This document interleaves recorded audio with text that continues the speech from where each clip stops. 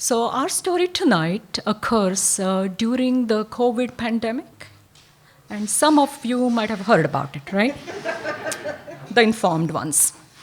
And it's uncanny because today is what, January 24, 2023, and exactly 2 years ago to date, I get this dreaded phone call that my dad in India is ill and he's hospitalized.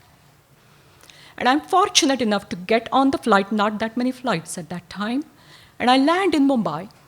And from there, I gotta take a taxi to go to Pune, where my dad is like 4 or 5 hours.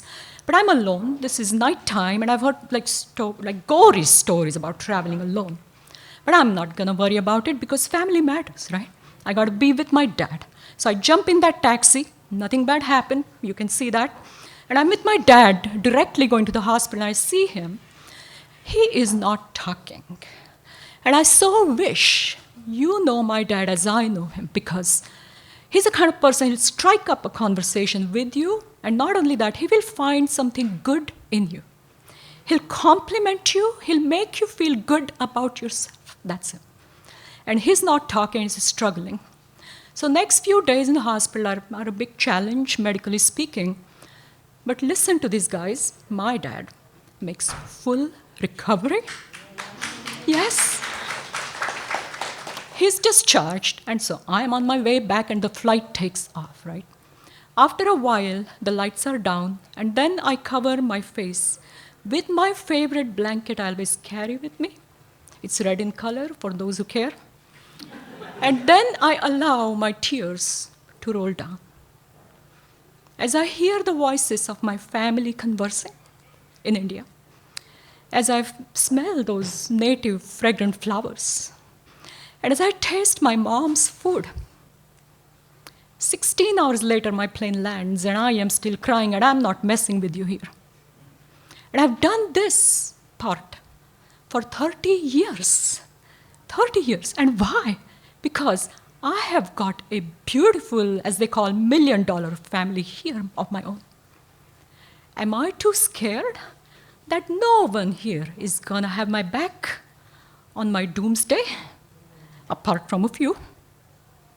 Fast forward a year later, about March 2022, I've gone back to India, and I'm coming back again. This time from Delhi airport, I'm at the boarding gate, and there's a long security line, second security line in the line. I don't want to talk to anybody because, I'm kind of, it's called melancholy, I guess. But I hear this heated conversation behind me, a young guy and an older guy, both Indian American citizens who are coming back like I am. And they are saying something like it's wrong and it's discriminatory. I'm like, that's a big word of the United States. Wow, even bigger word.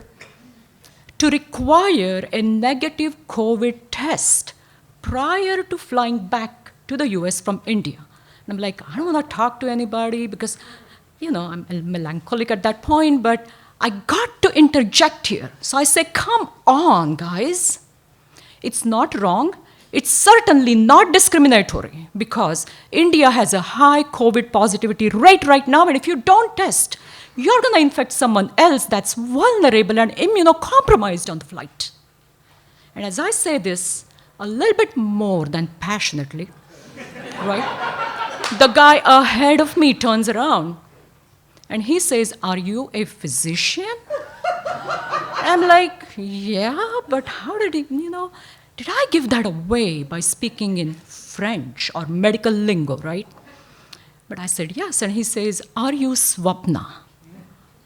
Now, that's my first name. How does he know I'm freaking out? So I'm looking at him more carefully through the mask and the glasses, and this man in India during COVID times at Delhi airport, is our own Dr. Charles Mershon, Dr. Chip Mershon of Lancaster, Pennsylvania. What are the odds? I don't know if any of you have him as a family doctor, but if you do, he knows you way better.